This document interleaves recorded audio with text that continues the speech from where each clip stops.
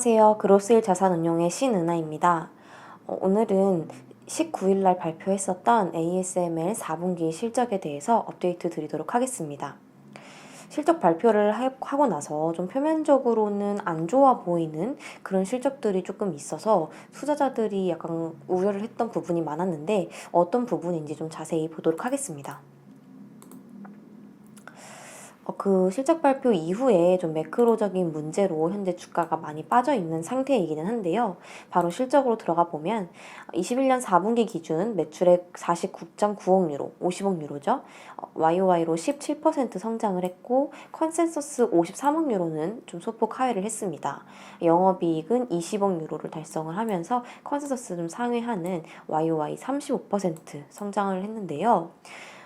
사실 뭐 이연된 매출이 3억 유로 정도 좀 있었거든요. 그래서 그거 생각을 하면은 컨센서스 53억 유로를 부합하는 그런 수준이었다고 생각하시면 될 것 같고요. 물류랑 공급망 차질이 조금 있어서 이 DUV 관련 매출이 부진했던 게 좀 문제였던 것 같은데, 그렇지만 서비스 부문에서 YOY 44% 성장을 하면서 수익성은 좀 견조하게 지킬 수 있었던 그런 실적을 발표했습니다. 국가별 매출 비중을 보시면은 대만이 51%, 한국이 27%, 중국이 22% 납품했다고 나와 있는데, 뭐 대만은 당연히 TSMC일 거고요. 한국은 삼성전자일 거고, 중국은 뭐 CATL 등 뭐 여러 가지가 있겠죠. 근데 여기에서 조금 보실 거는 중국 비중이 좀 많이 올라왔다는 점이고요. 이거는 아무래도 중국이 이제 미국이 반도체 수입하는 거 부분이 있어서 좀 견제를 하는 거를 좀 의식을 많이 한 것 같습니다. 그래서 중국의 DUV 장비 구매가 좀 확대됐다라고 생각하시면 될 것 같고요.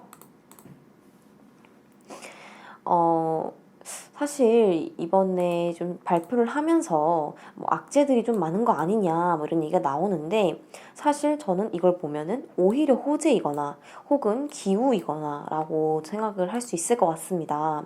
먼저 이 베를린 공장 화재가 있었잖아요. 근데 실적 발표 날 DUV 라인 같은 경우 이미 정상화되었다. 그리고 EUV 라인 같은 경우도 전혀 생산 계획에 문제 없이 연간 55대를 그대로 유지할 수 있다 라면서 차질 제한적이다 라고 밝혔고요.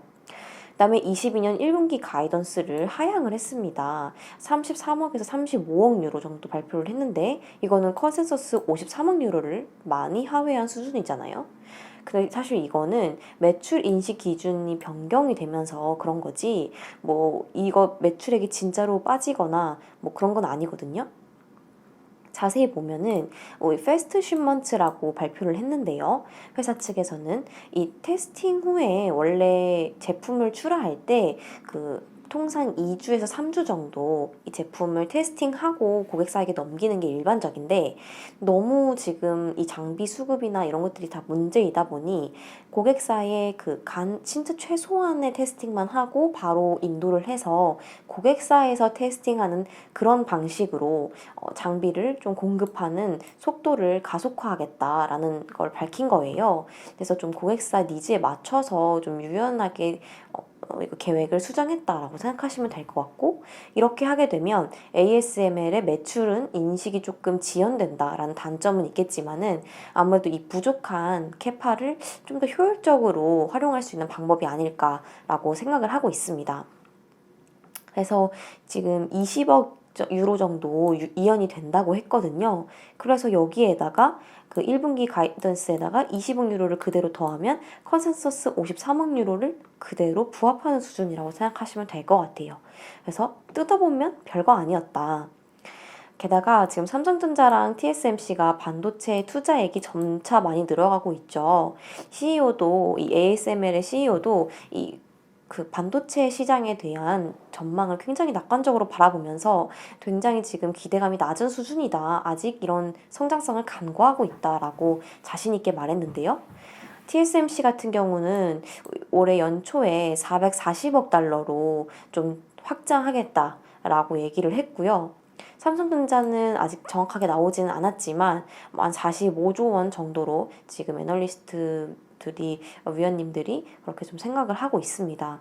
그래서 이렇게 늘어나는 속도를 보면 ASML의 수요가 뭐 부진하거나 그런 일은 절대 없을 것이다 라고 생각할 수 있을 것 같고요. 실제로 수주 잔고만 봐도 이 EUV랑 DUV 수요가 얼마나 견조한지 알 수 있습니다. 신규 수주액 70.5억 유로로 지금 QOQ로 14% 성장을 했고요. 이 2분기 피크아웃을 하고 나서 좀 빠졌다가 다시 성장하는 그런 추세라고 보시면 될 것 같고, 메모리가 16.2억 유로로 지금 QOQ로 64% 성장한 수치입니다. 로직 같은 경우는 54.3억 유로로 여전히 5% QOQ로 성장을 했고요. 그 이 중에서 EUV 수주가 26억 유로고, 여기서 좀 의미 있는 거라고 한다면 이 하이 NA EUV가 한 대 정도 수주를 성공했다라고 보시면 될 것 같은데요.